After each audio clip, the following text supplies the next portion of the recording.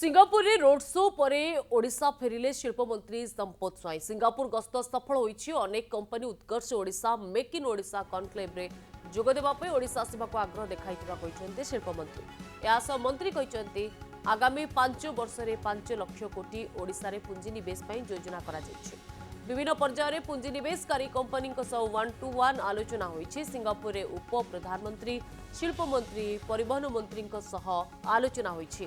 Petroleum sector विभिन्न प्रकल्प ओडिशा रे स्थापन दिगरे आलोचना करा जायछि। Textile container manufacturing renewable energy green एमोनियार शिल्पपति आलोचना होईछि। ओडिशार भित्तिभूमि नहीं सेमानंको अवगत करबा सह सबु सहायता जोगाई देबाको कहा जायछि।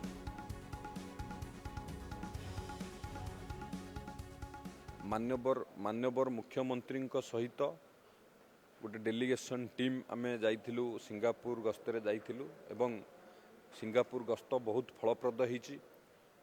सिंगापुर रे विभिन्न सेक्टर इंडस्ट्री हेड मानक सहित आलोचना हला एवं सेठी जो जुरांग पेट्रोकेमिकल अच्छी तुआ स्पोर्ट अच्छी ताकू आमे बुलिकी देखिलु जो भली भाव में अत्याधुनिक कौशल माध्यम रे किभली भाव में पेट्रोलियम सेक्टर सेठी डेवलप होईछि। निश्चित भाव में बहुत बड़ गोटे सेठी जुरांग पेट्रोकेमिकल बहुत डेवलप होईछि। तुआ स्पोर्ट मध्य अत्याधुनिक कौशल भाव में किभली भाव में विश्वर सबुठारु अधिक कार्गो हैंडलिंग सेठी होउछि ताकू मध्य देखिलु एवं पेट्रोलियम सेक्टर रे ओडिशा रे पर्याप्त परिमाण विकास पई सुविधा सुजोग थिबा कारणरू माननीय मुख्यमंत्री मध्य निर्देश दैछन्ति किभली भाव में पेट्रोलियम सेक्टर रे पेट्रोकेमिकल सेक्टर रे किभली भाव में आमर भित्तिभूमि अच्छी सेठी विकास करबा पई पारादीप रे जो पर्याप्त सुविधा अच्छी ता उपरे पूरा निर्देश दैछन्ति ताकू ता उपरे कार्य करबा पई एवं आमे जो निवेशक मानकू भेटिबाकू जाइथिलु ओडिशा रे पुंजी निवेश करबा पई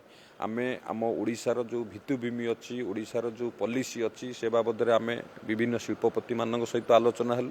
सेठी गवर्नमेंट टू मध्य शिल्पपति मानक सहित आमे आलोचना कलु। आमर सेठिकार deputy prime minister transport minister industry minister समस्त सहित व्यापक भाव में आलोचना करागला एवं सेठी सेमीकंडक्टर इंडस्ट्री जो अच्छी ताकू मध्य आमे बुलिकी देखिलु।